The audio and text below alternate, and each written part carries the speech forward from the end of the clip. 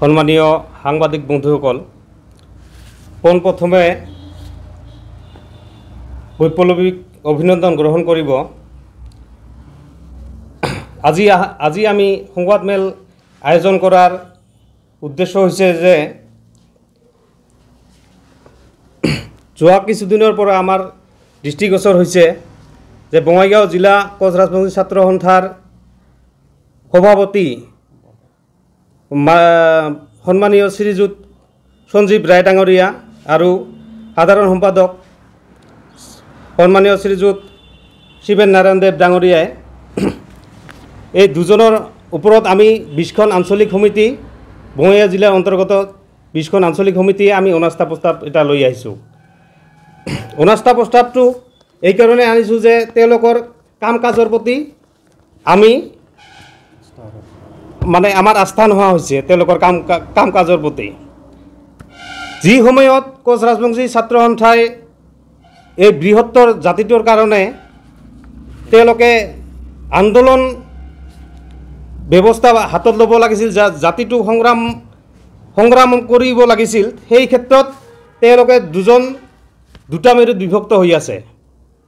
দুটা মেৰুত বিভক্ত হোৱাত আমাৰ দৃষ্টিগোচৰ হৈছে। তেওঁলোকৰ ব্যক্তিগত স্বাৰ্থৰ কাৰণেই হওক বা তেওঁলোকৰ কিবা বেলেগ কাৰণতে থাকিব পাৰে, তেওঁলোকৰ যি দুটা মেৰুত বিভক্ত হৈছে সেই কাৰণেই আমি 20খন আঞ্চলিকে মিলি তেওঁলোকৰ ওপৰত আমি অনাস্থা প্ৰস্তাৱ লৈ আহিছোঁ। এই অনাস্থা প্ৰস্তাৱখন আমি 20খন আঞ্চলিকৰ পৰা স্বাক্ষৰ কৰি যোৱা 13 আগষ্ট তাৰিখে আমি কেন্দ্ৰীয় সমিতিৰ সভাপতি মাননীয় ক্ষিতীশ বৰ্মন ডাঙৰীয়াক তেওঁৰ হাতত আমি অৰ্পণ কৰিছিলোঁ।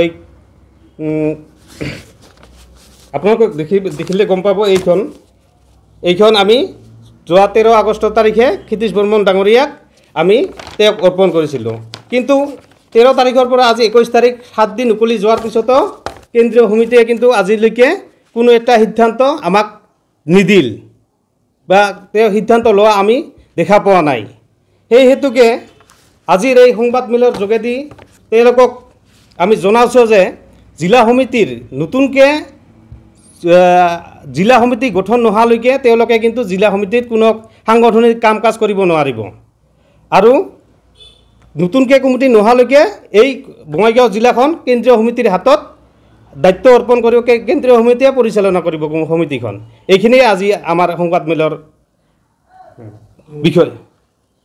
এতিয়া আজিৰ তাৰিখত বা এতিয়াৰ পৰা আমি জিলা সমিতিৰ সভাপতি আৰু সম্পাদকক প্ৰতিটো জিলা সমিতিৰ বা সাংগঠনিক কামৰ পৰা বিৰত থাকিবলৈ আমি ইয়াৰ পৰা অনুৰোধ কৰাইছোঁ বা জনালোঁ।